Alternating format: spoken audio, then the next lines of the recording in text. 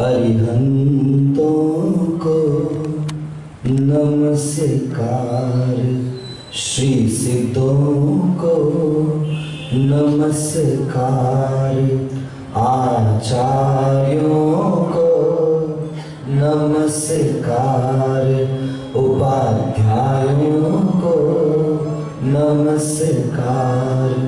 जग में जितने साधुगण, जग में जितने साधुगण, उन सबको वंदन बार बार। अरिहंतों को श्री सिद्धों को आचार्यों को उपाध्यायों को। जग में जितने साधु, जग में जितने साधु, उन सबको वंदन बार बार। अरिहंतों को नमस्कार, श्री आचार्यों को उपाध्यायों को सर्व साधु को। पंच परमेश्वर भगवान की, मूल नायक श्री गुजरात विश्वनाथ भगवान की, देवपुरी एवं श्रवणोदय तीर्थ क्षेत्र पर विराजमान अतिशयकारी चैतन्य चमत्कारी चिंतामणि पार्श्वनाथ भगवान की, पूज्य आचार्य भगवंत श्री समंतभद्र महाराज की, चारित्र चक्रवर्ती प्रथम आचार्य गुरुवर्षि शांति सागर जी महाराज की, परम पूज्य समाधि सम्राट अभीक्ष्ण ज्ञानोपयोगी वात्सल्य मूर्ति मम दीक्षा गुरुवर शिष्टम पट्टाचार्य समाधिस्थ आचार्य भगवान अभिनंदन सागर जी महाराज की, परम पूज्य राष्ट्र गौरव धर्मालंकार आचार्य श्री रयन सागर जी महाराज की, वर्तमान सप्तम आचार्य श्री अनेकांत सागर जी महाराज की, समाधिस्थ आचार्य श्री निजानंद सागर जी महाराज की, अहिंसा परमो धर्म की द्वादशांग जिनवाणी माता की,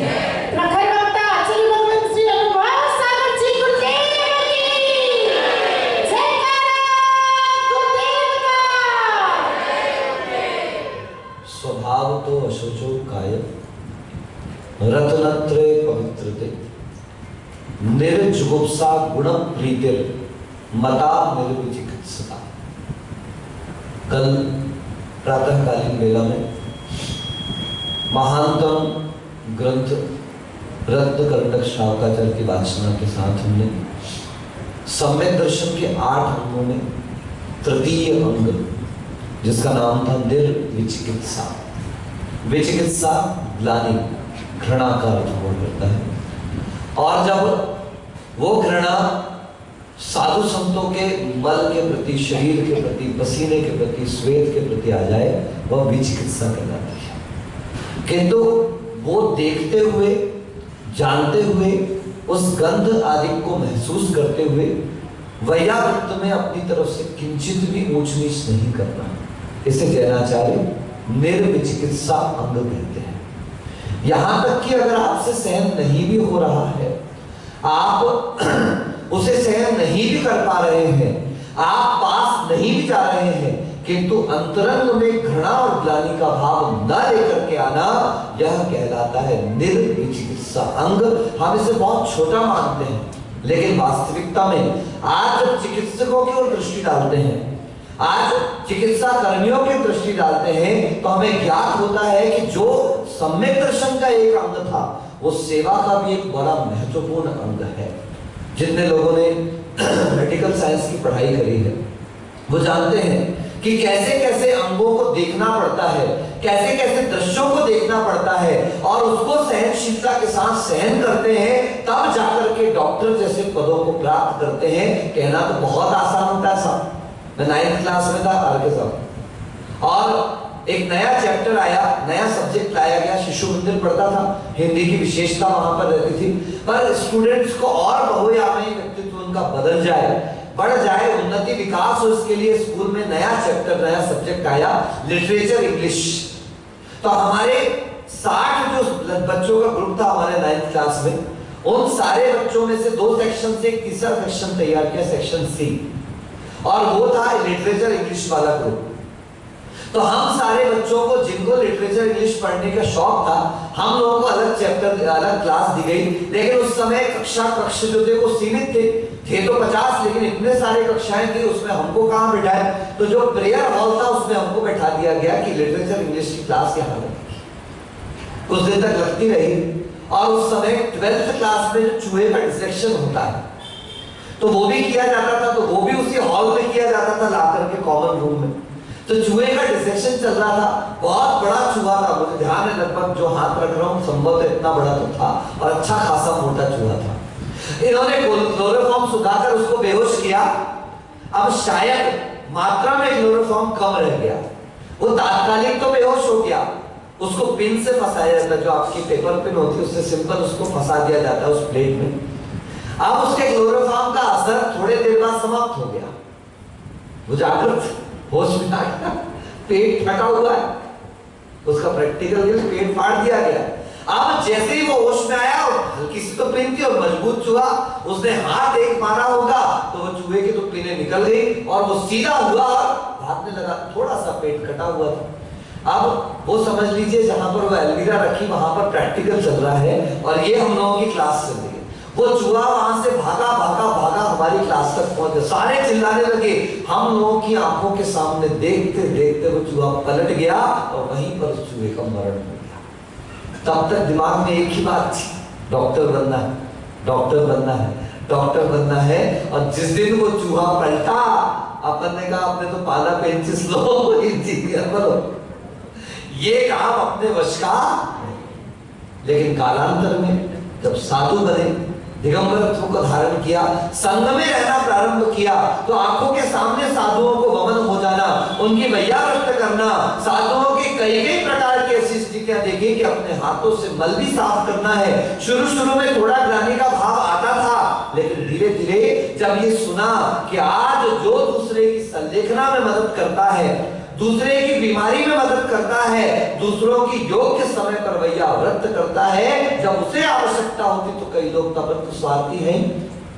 हमने सोचा भैया अपनी अच्छी संलेखनाओं का गाना गाने से अच्छा है आज वर्तमान में सेवा की जाए, आज वर्तमान में सहयोग किया जाए, आज वर्तमान में समर्पण किया जाए। जो सेवा सहयोग और समर्पण से चलता है वह व्यक्ति कभी भी उसको पीछे देखने की आवश्यकता नहीं पड़ा करती है। यहाँ तो आप अपना देखते हो, पराया देखते हो। क्या देखते हो? बोलो ना, बोलो ना। अभी आज लीडर से शुभमती माता जी की खबर आई थी। माता जी को पता चला महाराज की तबीयत खराब है, तो माता जी बड़े प्रेम से कहती है महाराज जी से कहना हम कल शांति धारा अवश्य करेंगे। तो पास में एक महाराज बैठे थे हमारे, वो कह लो अब आपके लिए माता जी शांति धारा करेंगी। मैंने कहा भैया मंत्र कोई पढ़े। बोलो क्या कहा? बोलो ना। अगर मन पवित्र है, बोलो ना, तो वह पवित्र मन ही मंत्र बन जाता है। आपको अलग से मंत्र, महाराज जी कौन सा जाप कर ले, महाराज जी कौन सा जाप कर ले, महाराज जी कौन सा मंत्र फेर ले। मैंने कहा सुनो, जिसकी नमोकार मंत्र पर श्रद्धा नहीं है उसको कोई मंत्र फायदे वाला। सीधी सीधी बात है। अगर आपको नमोकार मंत्र पर, पंच परमेश्वरी पर श्रद्धा है तो आड़म ताड़म कछु न जाड़म मात्र सेठ वचन परमाणम। हो गया काम। नहीं आता कोई मंत्र, नहीं आता कोई जाप। अरे बाहुबली कॉलोनी पासवाड़ा में भैया संकेत, हम एक दिन अभिषेक कर देखने गए, कोई मंत्र बोलता ही नहीं था, बस आखिरी भगवान की जय। मैंने एक दिन पकड़ लिया, बोले महाराज जी आपने सुन लिया? मैंने कहा बहुत तेज है मेरे। बोले महाराज मेरे को आता जाता तो नहीं है, पर भाव है। जब से आपने कहा है अभिषेक तो करना है, जब से आपने कहा है मंदिर तो जाना है, जब से आपने कहा ये तो करना है, इसलिए मैंने इतना तो सीख लिया कि मुझे कोई नाम आते हो ना आते हो, पीछे भगवान की जय तो बोल सकता हूँ। ये लोग बोलते रहते हैं, मैं क्या कर देता हूँ, भगवान की जय। हाँ, सच में मुझे कोई मंत्र नहीं आता, मेरे गुरुजी को भी कुछ नहीं आता था। ऐसा कैसे बोलते हो? हाँ, वो खुद कहते थे। आदर्शी से मैंने पूछा, ये श्रीफल लेके आते हैं, आप क्या मंत्र रखते हो? हाथ धर देते हो, दे देते हो उनको वापस? आदर्शी का मेरे को ये सब कुछ नहीं आता, मैं तो एक ही चीज जानता हूँ, पवित्र मन से उसने मेरे सामने श्रीफल दिया, महाराज आशीर्वाद दे दो, मैं तो कुछ नहीं जानता, कुछ नहीं करता, बस मुझे इतना आता है कि पवित्र मन से हाथ रख देता हूं, इसका भला हो, इसके अलावा मुझे कुछ भी। सुनना ध्यान से, हम शुभम सुन रहे हैं, हम जादू टोना मंत्र कुछ नहीं करते डॉक्टर साहब, हम जादू टोना मंत्र कुछ नहीं करते, मगर जो हम करते हैं वो जादूगर भी नहीं करता। आपकी नजरों में फिर भी थोड़ा सा फेर मुमकिन है, आपकी नजरों में फिर भी थोड़ा सा फेर मुमकिन है, मगर हम अपने परायों में कोई भेद नहीं करते। आपका है, मेरा, तेरा, हमारा, उनका, इसीलिए आपके यहाँ मंत्र काम नहीं करता। हमारे यहाँ तो ना हमारा अपना है और ना हमारा पराया है। हमें मालूम है प्यार मोहब्बत धोखा है, बोलो तब कर लो भाई, मौका है ना, ये सब धोखा है। वादा करता है किनारे का, लहर देता है। प्यार अमृत के बहाने ही जहर देता है, और उम्र गुजरी तब जाके कहीं एहसास हुआ। बोलो ना, क्या शुरू कहां से किया? बोलो बोलो ना, शुरू से बोलोगे? मेरे को पता है, सुनो तो सुनते हो कि नहीं सुनते, पूछ लेना पड़ता है भैया, नहीं तो कहीं तो इतने खुशी से बैठ जाते आप, बस आनंद आ गया महाराज जी। कल बाहर चिड़िया वो आए थे यार मेहमान हिम्मतनगर वाले, तो उनने कल भैया जी से पूछ लिया आज प्रवचन में, कहीं बोले महाराज जी बहुत अच्छा प्रवचन किया, बहुत अच्छा प्रवचन। क्या बोले महाराज जी? बहुत अच्छा प्रवचन किया। क्या बोले? बोले वो तो नहीं पता। वादा करता है किनारे का, लहर देता है, लाख गम सुख का महज एक पहर देता है। उम्र गुजरी तब जाके ये एहसास हुआ कि प्यार अमृत के बहाने ही जहर। लेकिन लगे हैं पत्नी का प्यार, पति का प्यार, मित्र का प्यार, भाई का प्यार, ये सारे प्यार एक तरफ, और जिसको एक बार ये संत से प्रेम हो गया, जिसको एक बार अरिहंत से प्रेम हो गया, ये सारे मौका देखकर छोड़ जाएंगे, लेकिन ये संत और अरिहंत कभी तुम्हारा साथ छोड़ने वाले।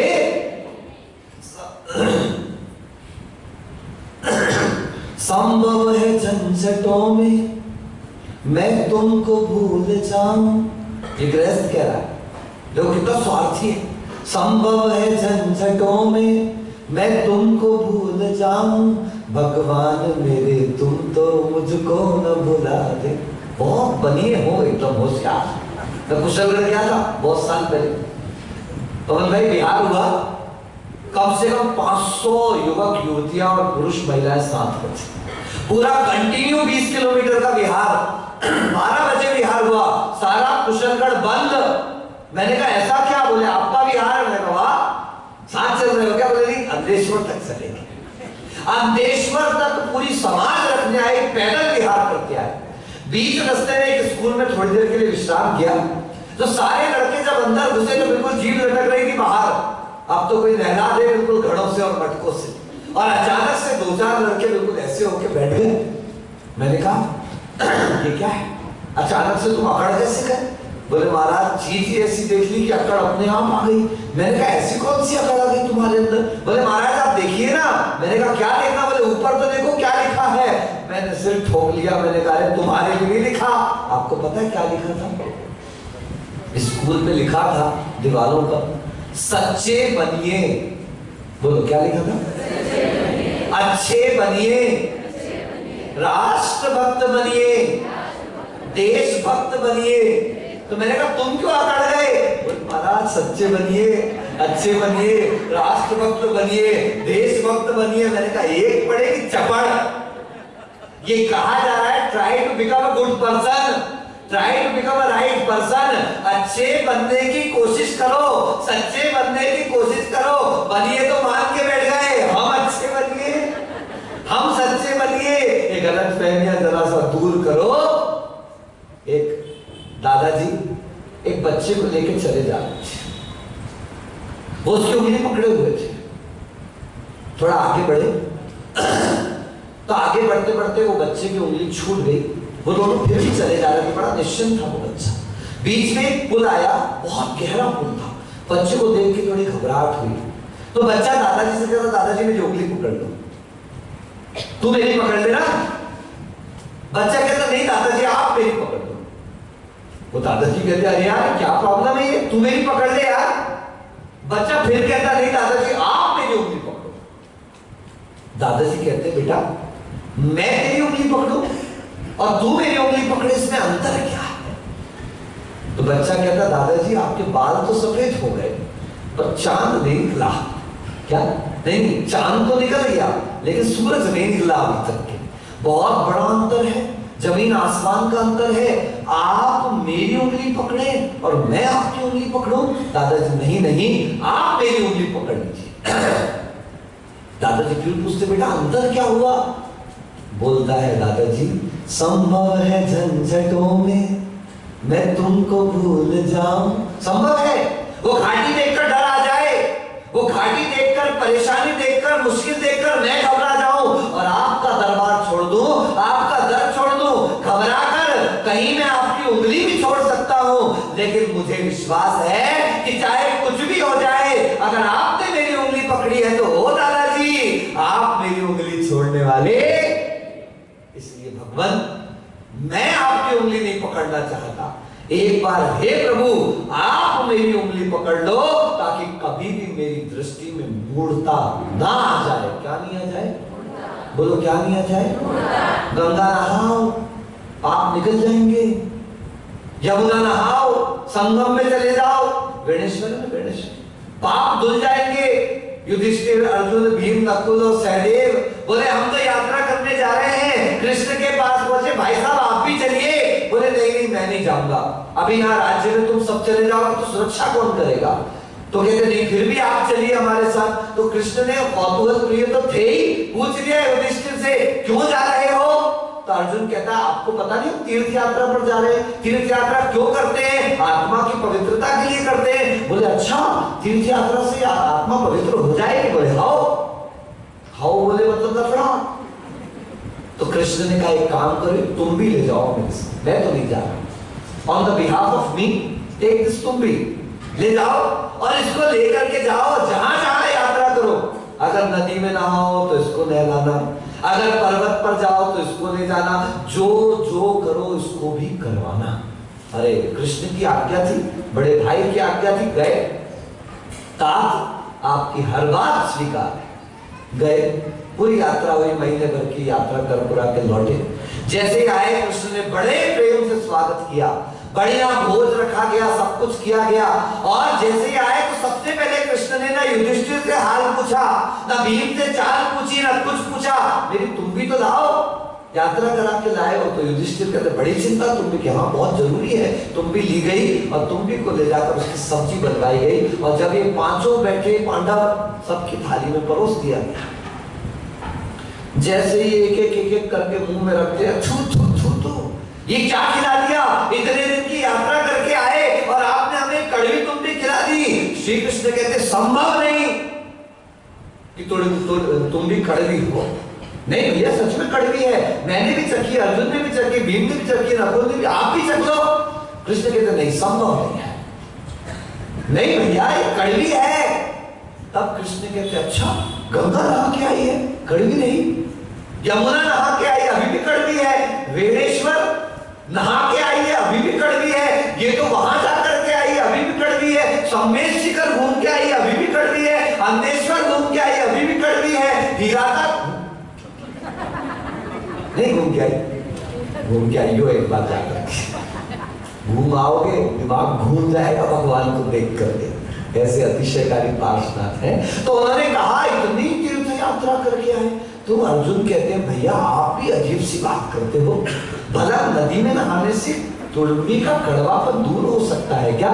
तो कृष्ण कहते हैं हाँ यार, नदी में नहाने से तुम्बी का कड़वापन कैसे दूर हो सकता है? युधिष्ठिर मुस्कुराने लगे, अर्जुन मुस्कुराने लगे, तो भैया आप भी मुस्कुराने लगे। समझ गए कि नदी में नहाने से किसी का मन पवित्र नहीं हो सकता। नदी में नहा लेने से, पहाड़ों पर चढ़ लेने से, बड़ी बड़ी पूजाएं कर लेने से, बड़े बड़े विधान कर लेने से, बहुत आहार दे लेने से, बहुत प्रवचन सुन लेने से हमारा मन पवित्र हो जाए, ऐसा जरूरी नहीं है। बंधुओं, सबसे बड़ी आवश्यकता है इस मन की पवित्रता की। जिस व्यक्ति का मन पवित्र है, श्रद्धा निर्मल है, उसका मन ही मंत्र बन जाया करता है। ये कहलाता है अमूढ़ दृष्टि अंग। कौन सा अंग? रानी रेवती के बारे में चर्चा चली देवों में। ये रानी रेवती जिन शासन पर ऐसी पक्की श्रद्धा है, ऐसा दृढ़ श्रद्धान है कि कोई उसकी श्रद्धा को हिला नहीं सकता। और जैसा रोज आपको बता रहा हूं, देव परीक्षा प्रधानी। चलो चलते हैं, कौन है रानी रेवती देखते हैं। ऐसा रानी रेवती का क्या हो सकता है? क्योंकि रानी रेवती को जब मुनिराज के पास से एक क्षुल्लक महाराज और एक मुनिराज वहां पर जा रहे थे, तो उन मुनिराज ने वहां पर खबर भेजी कि रानी रेवती को मेरा आशीर्वाद। क्या कहना? बोलो ना। और वहां पर एक क्षुल्लक जी है, उनको धर्मवृद्धि वस्तु कहना, लेकिन वहां पर एक मुनिराज है अभव्य सेन, क्या नाम? उनको आशीर्वाद मत कहना। तो उसने सबसे पहले अभव्य सेन की परीक्षा कर ली, क्योंकि उसे अहिंसा धर्म की कोई चिंता नहीं। रात्रि में घूम रहा है इधर से उधर, घास के ऊपर चला जा रहा है, उसे कोई संयम मार्ग की कोई चिंता नहीं। वो समझ गया कि मेरे गुरु ने इनको आशीर्वाद क्यों नहीं भेजा, लेकिन रानी रेवती को आशीर्वाद भेजा। अब वो जो क्षुल्लक आया था वो विद्याधर क्षुल्लक था, वैसे गलती हो गई, देव नहीं था, वो विद्याधर क्षुल्लक था।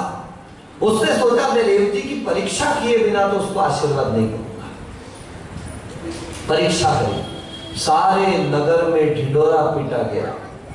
सारे विश्व की सृष्टि का निर्माण करने वाला जनरेटर ब्रह्मा स्वयं इस नगर के बाहर पधारे हैं। आइए आइए दर्शन करिए, आइए आइए यहाँ पर आइए।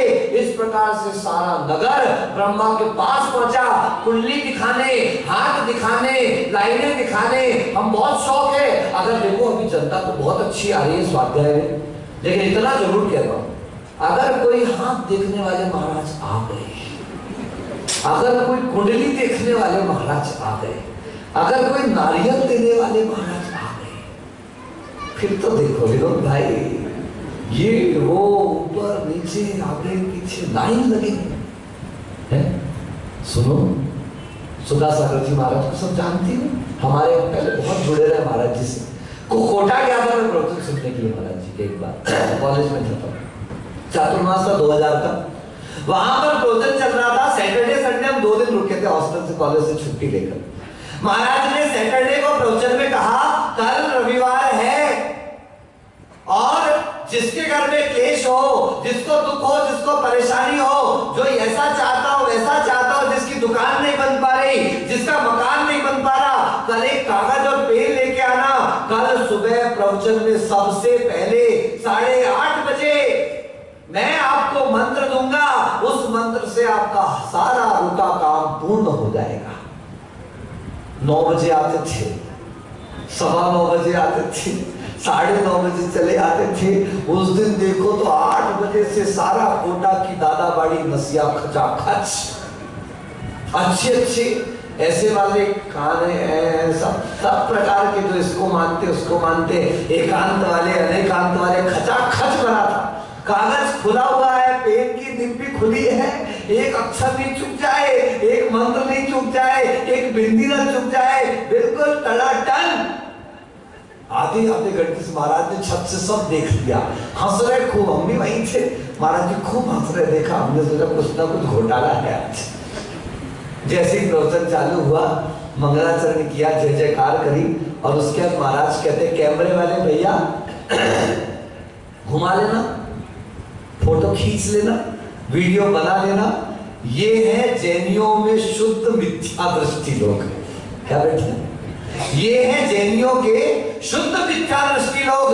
लालच मिला थोड़ा सा, लॉलीपॉप लॉलीपॉप लॉलीपॉप मिला, और ये देखो सब चटोरे 8:30 बजे नहीं 8 बजे से आके बैठे हैं। 2.5 महीना गुजर गया सिर ठोक ठोक के, गला फाड़ फाड़ के कि 8:30 बजे प्रवचन। कितने बजे बोलो ना? लेकिन ये एक नहीं आते थे। यहाँ प्रवचन चालू होगा तब 1 2 3 4। मैं सोचता था यार ये मेरी समस्या है, लेकिन मुझे पता चला ये तो सार्वजनिक समस्या है, ये भारत के हर साधु की समस्या है। सबकी एक ही मुश्किल है कि हम तो मेहमान थे और आके सागवाड़ा में क्या बन गए? बोलो ना, हम तो स्वागत करते बैठते, अच्छा अच्छा आप भी आ गए, अच्छा आप भी आ गए, अच्छा अभी सुनिए महाराज आप ऐसा क्यों बोलते हो? नहीं हम तो बिल्कुल ऐसा नहीं बोल रहे, ऐसा तो सब महाराज बोलते। बोलो सुनील सागर जी ने बोला था कि नहीं बोला था? बोला ना? हाँ सब बोलते हैं, सबको बोलना पड़ता है, और आप भी वैसे ही हो और हम भी वैसे ही रहेंगे। जब साधु और उसका शिष्य रास्ते से जा रहे थे, एक कीचड़ में बिच्छू पड़ा हुआ था, तो गुरुदेव के पास कुछ समय था, तो उन्होंने बिच्छू को संभाल के बाहर निकाल दिया। बिच्छू ने टंक छूट गया हाथ से, फिर कीचड़ में महाराज ने फिर निकाला, बिच्छू ने फिर डंक मारा, वो फिर गिर गया, फिर निकाला, फिर डंक मारा, वो फिर गिर गया। वो शिष्य कहता महाराज सठिया गए हो का? बोले क्या हुआ? बोले वो डंक पे डंक मार रहा, आप निकाल पे निकाल रहे हो। तो गुरुदेव कहते सुन, जब वो बिच्छू होकर के अपना स्वभाव नहीं छोड़ रहा, तो मैं साधु होकर अपना स्वभाव क्यों छोड़ दूं? ब्रह्मा ब्रह्मा ब्रह्मा हल्ला ही हल्ला मचा हुआ था। सब गए, लेकिन रेवती रानी नहीं गई। क्यों नहीं गई? रेवती ने साफ गुप्तचरों को कह दिया, सैनिकों को, सेनापतियों को, मंत्रियों को कह दिया कि सुनो, संसार में ब्रह्मा जैसा कोई व्यक्तित्व नहीं है। मैं खुद अपने कर्मों की करता हूं और उससे मैंने अपने संसार को तैयार किया है। कोई ईश्वर नहीं, जो ईश्वर है वो कृतकृत्य है और वो कभी संसार में लौट कर आने वाला। वाह, विष्णु का रूप धरा, अन्य अन्य रूप धरे, शिव का रूप धरा, इसका पर नहीं, अस्त्र शस्त्र वस्त्र और स्त्री से रहित मेरे आराध्य है, इसके अलावा कोई मेरा आराध्य नहीं। जब उस विद्याधर चुल्लक को ज्ञात हुआ, बड़ा प्रसन्न हुआ, लेकिन एक परीक्षा और कर लेता हूं। अब तो खबर पहुंची, सब ऋतुओं के फल फूल फल रहे हैं, सांप नेवला खेल रहे हैं, ऐसी घटना घट रही है, अर्थात तीर्थंकर का साक्षात समूह शरण नगर के बाहर आया है। सब गए, सबने आराधना करी, सब भाग रहे हैं, प्रवचन सुन रहे हैं। रेवती रानी आराम से गृह चैत्यालय में बैठकर भगवान का अभिषेक कर रही है। तो एक आए और बोले अरे साक्षात तीर्थंकर आए हैं। तो रेवती कहती पागल, तीर्थंकर भरत क्षेत्र में कितने होते? बोलो कितने? और मैं भगवान महावीर के शासन काल में हूं। भगवान महावीर का शासन चल रहा है, भले ही वे निर्वाण चले गए, लेकिन भगवान महावीर का शासन है और उनकी दिव्य ध्वनि है कि 24 मतलब न 23 न 25, ये 25वां तीर्थंकर कहां से आ गया? होगा कोई ढोंगी। जब उस विद्याधर को पता चला, वो आ गया, नमस्कार करने का भाव करता था।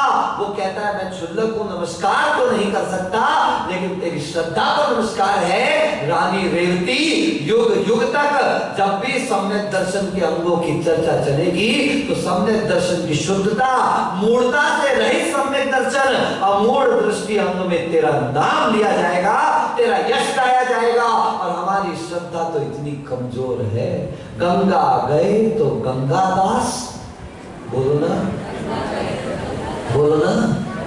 सब पता है आपको, बहुत ज्ञानी लोग हो आप लोग। मैं सागवाड़ा आके बड़ा प्रसन्न हूं। क्यों?